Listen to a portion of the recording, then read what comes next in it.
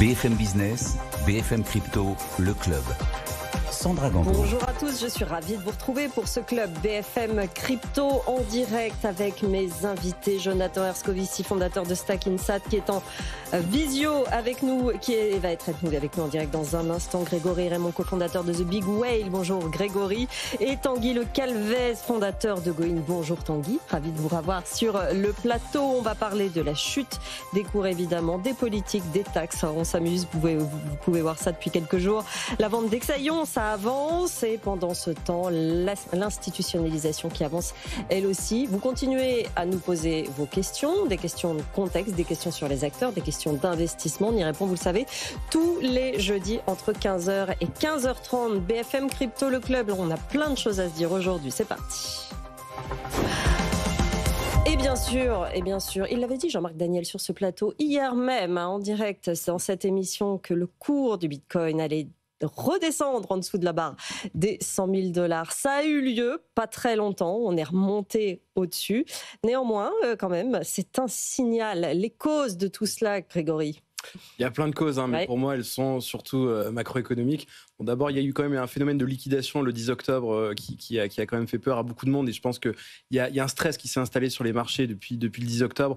Donc les gens sont un peu plus, incités à vendre leurs actifs pour se protéger. Il y a eu la trade war avec la Chine qui est revenue. On se demande si l'accord qui a été signé récemment, il est assez solide. Le shutdown aux États-Unis, ça fait 1 mois et demi qu'en fait il n'y a plus aucune publication économique. Donc en fait les investisseurs ne savent plus exactement sur quel pied danser.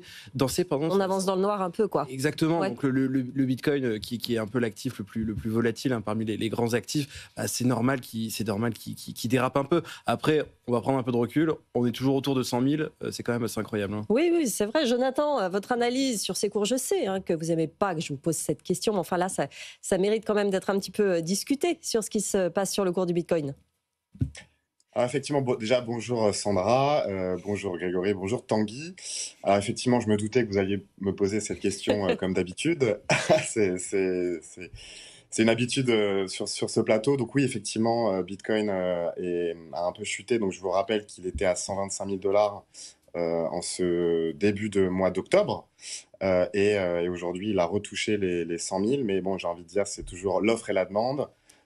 Il faut voir Bitcoin sur un horizon long et il y aura toujours des soubresauts de court terme, mais ça n'enlève rien aux propriétés finalement du Bitcoin en tant que réserve de valeur, en tant que moyen de paiement, et l'utilité est toujours efficace, que ce soit justement sur la réserve de valeur ou le moyen de paiement. Tanguy, votre avis sur cette baisse de cette semaine? Moi, j'ai l'impression qu'on assiste à une prise de bénéfice des investisseurs sur les valeurs technologiques en général, dont fait partie le Bitcoin, à mon sens. D'une part, ce qu'on constate, c'est qu'il y a des gros investisseurs, les baleines, qui ont vendu pour 40 milliards sur les marchés depuis le milieu du mois d'octobre. Donc forcément, ça pèse sur les cours. Et par ailleurs, on a une situation politique, économique aux États-Unis avec une inflation persistante, des taux d'intérêt qui restent hauts, qui contribuent à faire que les investisseurs vont plutôt dérisquer leur portefeuille que rester sur des actifs extrêmement risqués. Et on le voit d'ailleurs, il y a eu des flux sortants des ETF en centaines de millions de dollars ces derniers jours, qui eux aussi pèsent sur le marché. Mais je suis d'accord avec mes camarades, la perspective long terme est inchangée. Tant qu'on n'aura pas des blockchains publics qui seront déployés sur des usages concrets sur les marchés financiers ou dans d'autres secteurs, le potentiel des cryptoactifs restera intact. Ça veut dire que c'est une baisse ponctuelle, c'est une baisse de contexte, Grégory, c'est pas une baisse durable? Exactement, c'est la question vraiment que tout le monde se pose vraiment. Est-ce qu'on passe dans un autre cycle? Et voilà, exactement, parce qu'en fait, si on respecte tout ce qui s'est passé jusqu'à présent avec les fameux cycles du Bitcoin, là, théoriquement, on est censé rentrer en marché baissier pendant un an et demi, pour les gens qui comptent les jours. Et il y a vraiment cette théorie-là sur les marchés Bitcoin. Théoriquement, il faudrait tout vendre et en tout cas s'asseoir sur ses mains main pendant un an et demi avant de pouvoir réinvestir. Sauf que le marché a énormément changé, les institutionnels sont là, donc qui ont parié beaucoup sur Bitcoin, donc ils défendront aussi le prix de Bitcoin. Moi, je pense que ce phénomène bull market, bear market, avec à peu près le même nombre de jours de durée à chaque fois, il est révolu, et là, on dépend surtout des conditions macroéconomiques. Et en réalité, tout va plutôt bien. Moi, je pense que le cycle haussier, si on peut parler de cycle haussier, est toujours d'actualité. Oui, je vous vois bouger de la tête, Jonathan, et je vais devancer ce que vous allez dire, parce que je vais même mettre le graphique de l'évolution de Bitcoin sur les 3 dernières années. Vous avez l'habitude de faire ça, et vous avez raison de le faire. Il faut voir ça sur le long terme. On va regarder ce que ça donne. Évidemment, cette baisse, finalement, elle devient vraiment pas importante quand on regarde les années, évidemment. Voilà, c'est une toute petite baisse au vu de ce qui s'est passé, ne serait-ce que par rapport à novembre 2022, comme on voit sur ce graphique. C'est ça que vous alliez me dire, Jonathan Moscovici? Alors oui, c'est vrai que je suis habitué sur ce plateau justement à parler de la même chose. Mais pour moi, en fait, c'est vrai que Grégory parle de cycle. Moi, effectivement, en tant que bitcoiner maximaliste, j'ai jamais aimé ce terme de cycle. Pour moi, en fait, Bitcoin est en bull run perpétuel. Et effectivement, lorsqu'on dézoome, on voit que le prix du Bitcoin ne fait qu'augmenter. Tout simplement parce que son utilité a de plus en plus percé dans le monde. Et finalement, on n'est qu'au début de cette adoption. Et effectivement, de toute façon, il faut voir Bitcoin sur un horizon de 4 ans minimum. C'est ce qu'on conseille à tous nos clients chez Stackinsat. Et effectivement, lorsqu'on a cet horizon de 4 ans, vous avez un minimum de 140% de performance. Donc, il y aura évidemment toujours des soubresauts de court terme. Peut-être que Bitcoin va passer en dessous des 100 000 d'ici la fin de l'année. Mais encore une fois, lorsqu'on se projette sur un temps long, c'est inéluctable. Bitcoin va aller chercher le million de dollars. Après, évidemment, on ne sait pas dans combien de temps, si c'est dans 5, 10, 20 ans. Mais compte tenu de tout ce qui se passe dans le monde, de l'augmentation des dettes, justement des finances publiques qui sont extrêmement dégradées, et ça, on en parlera juste après, le prix du Bitcoin, c'est inéluctable, montera encore et encore vers ce million de dollars que tout le monde attend. Regardez à long terme cette institutionnalisation qui avance énormément. Les opérations, il y en a quasiment tous les jours. C'est ça qui est vraiment intéressant, Tanguy Le Calvez, et qui donne finalement confiance en cet écosystème qui mûrit. Absolument. Donc l'institutionnalisation du Bitcoin, des cryptoactifs en général, a été lancée par les néobanques, avec Revolut notamment, qui a sorti un produit remarquable, qui a pris des parts de marché importantes. Et ce qu'on constate depuis la rentrée, c'est que les grandes institutions financières françaises et européennes s'intéressent au sujet également. On a vu récemment Société Générale Forge qui a eu son agrément MiCA. Suivant KCIS qu'il avait eu un petit peu plus tôt, on peut imaginer également que le groupe BPCE, qui a été agréé sous le régime français, va passer le pas également. La banque de Lubac, et puis on a Odo qui a son projet de stablecoin euro, et BNP Paribas qui fait partie d'un consortium de banques internationales pour faire du stablecoin. Oui, effectivement international, parce qu'au départ elles étaient européennes, et puis il y a des acteurs qui viennent effectivement pour développer ça. Absolument, et donc il y a une force, et je rajouterais que les cryptoactifs font aussi leur apparition au sein de l'Assemblée nationale et des discussions politiques en cours. Donc tout ça contribue forcément au développement du secteur d'une certaine façon. Et je dirais que ce qui se passe, c'est que les acteurs européens se rendent compte, prennent conscience du retard qu'ils ont pris par rapport aux acteurs étrangers, notamment aux États-Unis et en Asie. Ne serait-ce que pour permettre aux clients retail de faire de l'investissement en crypto, ou sur des projets de tokenisation sur les titres financiers traditionnels, et le danger que représente l'hégémonie des stablecoins en dollars. Tout ça fait qu'il est temps de bouger et d'analyser le sujet et de se lancer. C'est ce qu'on constate. La chance qu'on a en France et en Europe, c'est qu'on a le plus gros marché réglementé du monde, avec la réglementation MiCA, c'est une opportunité. Et on a tout un tas d'acteurs innovants, de start-up, qui ont fait le job, qui ont développé des solutions qui fonctionnent et qui pourraient permettre à ces grands acteurs de combler le retard qu'ils ont accumulé pendant toutes ces années. Évidemment, on en fait partie. Goin est une des sociétés françaises qui a obtenu MiCA en premier, avec une marge complète de services d'investissement. Et on travaille avec des institutionnels pour leur permettre de développer leur offre sur les cryptoactifs. C'est en cours. Et le tout dans cette réglementation, dans le cadre de cette réglementation européenne qui est une chance. C'est marrant, hein, vous le dites de cette façon-là à chaque fois, alors que parfois, voilà, c'est montré du doigt, hein, cette forte réglementation européenne, mais après tout, ça aide à structurer le secteur. Quelle belle transition vous m'avez offert en parlant de l'Assemblée nationale. Évidemment, on en a beaucoup parlé depuis la semaine dernière aussi avec vous, Grégory Raymond, cette arrivée finalement des sujets crypto, du sujet Bitcoin à l'Assemblée nationale. Jonathan, deux actus fortes, Éric Ciotti a donc déposé cette proposition de loi pour faire du Bitcoin un actif stratégique national. De l'autre, l'Assemblée nationale qui vient de voter un impôt sur la fortune improductible. On va y revenir tout à l'heure. Souveraineté d'un côté, fiscalité de l'autre. On ne sait plus trop si la France veut faire avancer les choses ou les freiner, hein, Jonathan. Sandra, c'est exactement ça. Aujourd'hui, on a deux France. On a une France qui commence à comprendre que Bitcoin peut être un levier de souveraineté économique, et une autre qui continue à le traiter comme un simple produit spéculatif à taxer. Et cette contradiction, on la voit jusque dans les dossiers industriels. Donc effectivement, première chose, et la semaine dernière, finalement, on a eu un contraste absolu entre, pour la première fois, et ça, moi, en tant que bitcoiner, j'en rêvais, qu'on parle enfin de Bitcoin à l'Assemblée nationale. Et je remercie Éric Ciotti, le député Éric Ciotti, de l'avoir fait. Et c'est tout simplement extraordinaire. Alors, on peut dire que mieux vaut tard que jamais.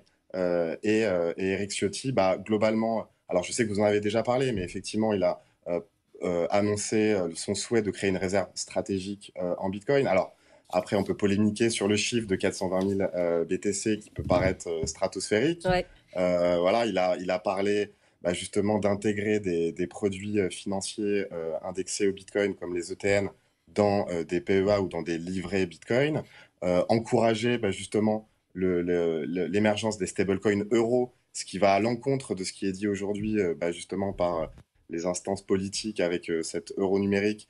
Et Éric Ciotti a dit clairement qu'il était opposé.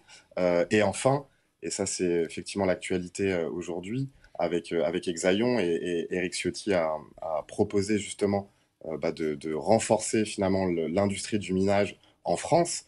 Je vous rappelle qu'on a une société qui s'appelle EDF, qui est un leader du nucléaire. L'idée, c'est justement de récupérer les énergies excédentaires pour justement créer du Bitcoin et justement acheter du Bitcoin pour créer cette fameuse réserve stratégique. Donc c'est une vraie vision de souveraineté monétaire et industrielle en France. Et on ne peut que saluer cette proposition d'Éric Ciotti, qui avait... alors aussi, il faut expliquer que Sarah Knafo avait eu aussi cette ambition, mais plutôt à l'échelle européenne. Et là, en gros, c'est la première fois qu'un député français parle de Bitcoin à l'Assemblée nationale. Donc c'est tout simplement une nouvelle extraordinaire, en tout cas pour un bitcoiner comme moi. Oui, effectivement. Ça fait deux sujets, Grégory. C'est pas le premier député. Il y a quand même Pierre Persson qui en a largement parlé en 2018. Alors pas sur Bitcoin, dans le cadre pas sur de la Bitcoin, loi Pacte. Greg. Non, mais quand même. Tu vois, la question des cryptoactifs et notamment Bitcoin avait été largement abordée avant. Mais on va quand même rappeler que cette proposition de loi déposée par Éric Ciotti, elle n'a pas été débattue, elle ne sera jamais débattue. Et en fait, c'était surtout un moyen de se signaler auprès de l'écosystème crypto comme... en tout cas, comme le parti le plus à même de défendre ses intérêts. Vu la façon dont on parle, Jonathan, j'ai l'impression que c'est un pari gagné. En tout cas, il a gagné le cœur de Jonathan. Et oui, qu'est-ce qu'on peut dire aussi sur Exaion. Oui. Exaion, donc, à l'Assemblée nationale, le sujet a été soulevé, encore une fois, donc, par Éric Ciotti, qui appelle le gouvernement en fait à presque bloquer la vente d'Exaion, donc la filiale blockchain d'EDF aux mineurs de Bitcoin américains Mara. Le sujet est un peu en train d'échapper à tout le monde. Il devient très très politique. C'est une histoire de symbole. Et ce qui est quand même assez étonnant, parce que en fait Exaion, même si c'est présenté comme une entreprise stratégique, ce n'est pas du tout stratégique. EDF n'en a rien fait. Ça aurait pu être stratégique, ça pourrait être stratégique si on investit dedans, mais pour l'instant, c'est pas grand-chose. Mais dans les projets de Mara, ça pourrait devenir stratégique, parce qu'il y a une question de le cœur de métier effectivement d'Exaion, et il y a une question de ce qu'il pourrait en faire, notamment avec le minage. Et ça, on ne sait pas encore exactement. Oui, on ne sait pas encore. Mais en fait, si on peut comparer avec ce qu'on peut connaître de ce qui s'est passé un peu avant sur ce genre de technologie souveraine et tout, aujourd'hui, le cloud qui est disponible en Europe, il est à 80% américain. Là, en fait, Mara, avec cette acquisition, en fait, pourrait faire au HPC, donc le calcul informatique haute performance, donc pour l'IA, pour le minage de Bitcoin éventuellement, en fait, Mara pourrait prendre le contrôle de cette activité en France, en Europe. Pour l'instant, c'est pas si stratégique que ça, mais dans 10 ans, ça le sera certainement. Et après, si dans 10 ans, on se dit « Ah, mais pourquoi, en fait, tout le calcul haute performance est américain et pas européen ?» En fait, on pourra se retourner un peu sur cet épisode qui se joue actuellement. C'est pour ça, Jonathan, qu'il y a une contre-offre qui s'est organisée entre-temps pour une contre-offre française qui est en préparation pour éviter de tomber dans ces pièges-là, peut-être.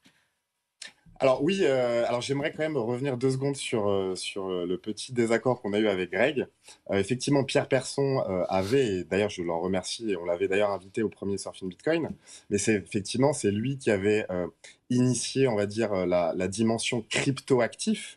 Et à ma connaissance, il n'avait jamais parlé de Bitcoin explicitement. Là, Eric Ciotti, dans ses propositions, il parle de Bitcoin et pas de crypto. Donc pour moi, en tant que Bitcoiner maximaliste, cette différence est considérable. Sur Exaion.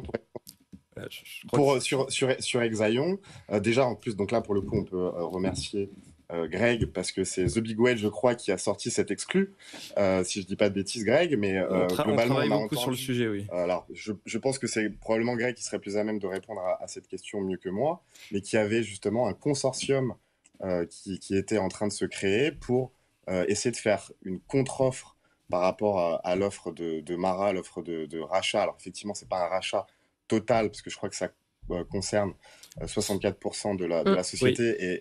Et Greg aussi a raison de dire que c'est une société qui perdait de l'argent.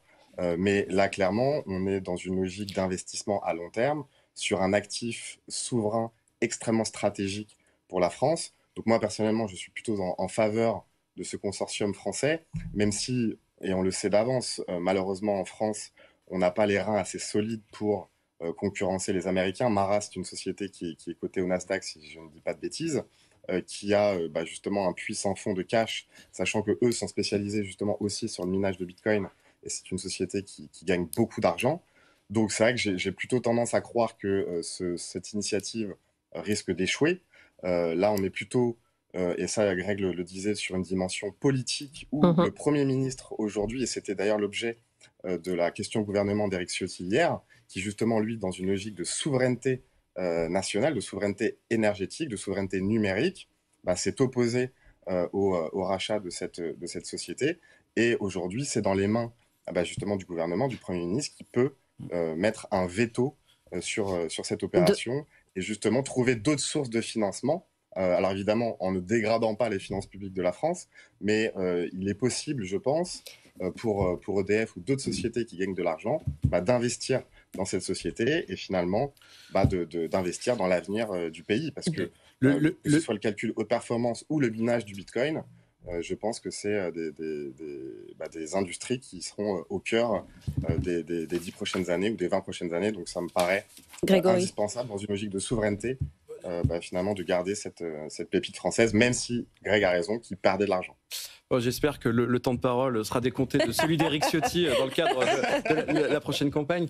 Mais oui, effectivement, c'est un sujet qui est tout à fait important. Et sur l'histoire du consortium, en fait, c'est pas forcément la mission d'EDF de miner du Bitcoin, d'assurer ça. EDF, ça fournit surtout de l'énergie. Donc, en fait, il faut surtout favoriser le tissu industriel français, le tissu industriel privé. Et là, le consortium qui s'est signalé, on ne connaît qu'une personne, qu'une entreprise, on ne sait pas qui d'autre il y a derrière. Donc pour l'instant, c'est qu'une note d'intention qui a été déposée. On ne sait pas grand-chose. Là, ce que ça montre pour l'instant, c'est que c'est pas assez solide. Ouais, c'est ça, c'est pas assez solide. On verra, c'est entre les mains de Bercy, c'est discuté évidemment. Il nous reste 5 minutes, donc on va avancer sur les sujets. Tanguy, je commence par vous et cette nouvelle taxe sur la fortune improductive qui concerne notamment les cryptos. Ça vous a évoqué quoi quand vous avez entendu cette énième taxe cette semaine ou la semaine dernière dans les débats? Alors, je ne suis pas un spécialiste des finances publiques et je ne sais pas, j'aurais pas d'avis sur où mettre les taxes. En revanche... Oui, par exemple, les cryptos sont concernés, les actions ne sont pas concernées. Voilà, ce qui me choque, c'est de qualifier les cryptoactifs comme des actifs improductifs. Il faut rappeler la mission première d'un cryptoactif, du Bitcoin ou de l'Ether, c'est de regrouper une communauté qui permet de faire fonctionner un registre décentralisé de manière autonome. Donc cette communauté valide des transactions, sécurise le réseau et permet à la technologie d'évoluer dans le temps pour s'adapter à la puissance de calcul qui évolue, etc. Donc la réalité, c'est que ce ne sont pas des actifs improductifs, ce sont des actifs productifs. Ils permettent de faire fonctionner une technologie, et si tout le monde est d'accord pour dire que la blockchain et la blockchain publique va avoir un impact pour améliorer l'efficacité des marchés financiers et tout autre type de transfert de propriété, on ne peut pas qualifier les cryptoactifs d'actifs improductifs. Qu'est-ce que vous en avez pensé? Vous me disiez que finalement, ça n'allait pas forcément concerner tant de monde que ça, Grégory. Oui, parce que le seuil de déclenchement, c'est 1,3 million d'euros. Donc même s'il y a des gens qui gagnent beaucoup d'argent avec les cryptos, il y en a aussi beaucoup qui en perdent, on le rappelle, ça reste quand même un patrimoine très très important. Bon, je pense que les sujets fiscaux aujourd'hui, on a beaucoup parlé de la taxe Zuckman, ça dépasse un peu ce sujet-là. Bon, après, on pourra toujours me dire que dans 10 ans, il y aura de plus en plus de haut patrimoine en crypto. Mais bon, voilà. Mais les faits, c'est qu'il y a quand même beaucoup de gens qui ne déclarent pas. Hein.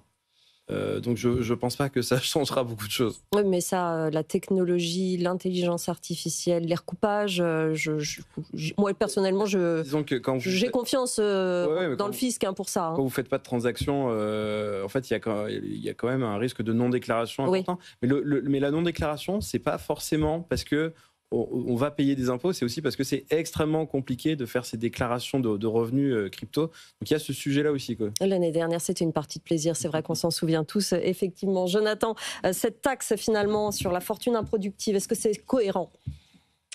Alors, je rejoins mes compagnons de plateau aujourd'hui pour dire que déjà, je ne suis pas un spécialiste de la fiscalité. Effectivement, c'est un peu hors champ de mes compétences. Mais ce qu'on peut dire, c'est que il y a début septembre, on nous parlait de la taxe Zuckman qui justement a été, de mon point de vue, supprimée du projet de loi, et je pense que c'est une bonne nouvelle. On parlait, je crois, d'ultra riches, et là finalement, ce seuil a été baissé à 1,3 million. Alors, Greg a raison que ça concerne probablement beaucoup moins de personnes, mais que la taxe Zuckman, mais de taxer un stock à 1%.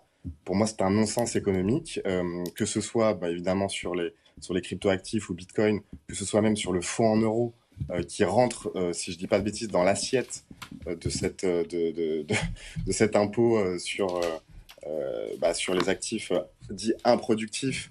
Et ça, c'est vrai qu'on peut se dire quelle est la définition d'improductif. Enfin, j'ai du mal à qualifier cela, mais bon, je pense que aujourd'hui, les députés cherchent désespérément à équilibrer le budget et plutôt que de baisser les dépenses, ils cherchent à taxer outrageusement les Français, ce que je trouve être des mesures politiques qui ne vont pas dans le bon sens. Voilà mon commentaire sur le sujet. Un dernier petit mot de fiscalité sur les tokens de gouvernance. Vous vouliez revenir là-dessus, Grégory ? C'est un aspect qui est passé un peu inaperçu, mais il y a 2 amendements qui ont été déposés la semaine dernière, en fait, dans le cadre de la loi de finances 2026, et qui ont été retirés à la demande du gouvernement pour être retravaillés. Donc ils vont revenir. Et ces amendements, en fait, ça propose de différer l'imposition quand des développeurs, en fait, sont payés en tokens de gouvernance en guise de salaire. Ouais. Là, aujourd'hui, en fait, un développeur qui travaille sur le protocole, par exemple le Morpho, on le paye en token Morpho. Le problème, c'est qu'aujourd'hui, en fait, il va être tenté de vendre tout de suite ces tokens de gouvernance pour payer ses impôts. Le problème, en fait, c'est que c'est pas bon pour la souveraineté des protocoles, notamment quand ils sont développés en France. Après, les talents sont tentés d'aller vivre à l'étranger. Ça inhibe le système. Exactement. Donc, en fait, cette disposition-là, on n'est pas encore sûr que ça sera voté, mais le gouvernement a jugé ça assez intéressant, assez important, donc ça va être retravaillé et on a bon espoir que ce soit redéposé avant que ça revienne au Sénat dans 3 semaines. Et donc ça serait une fiscalité vraiment inédite au monde, hein, et ça séparerait vraiment les cryptos spéculatives qui ne servent juste comme un investissement, Ouais. des cryptos qui permettent en fait de jouer comme un droit de vote dans l'évolution des protocoles. On tâtonne, on en parle, on avance, on taxe, ça avance. Et les acteurs, eux, sont dans le concret, essayent de se développer. Comme Goin, évidemment. Merci à tous les trois d'être venus dans cette émission. Jonathan Herscovici, fondateur de Stackinsat, Grégory Raymond, cofondateur de The Big Whale, Tanguy Lecalvez, fondateur de Goin. Merci d'être venus dans cette émission. On retrouve évidemment en podcast, en replay, surtout nos réseaux sociaux aussi. Je vous laisse entre les mains de BFM Bourse. Passez une très bonne après-midi sur BFM Business. BFM Business, BFM Crypto, le club.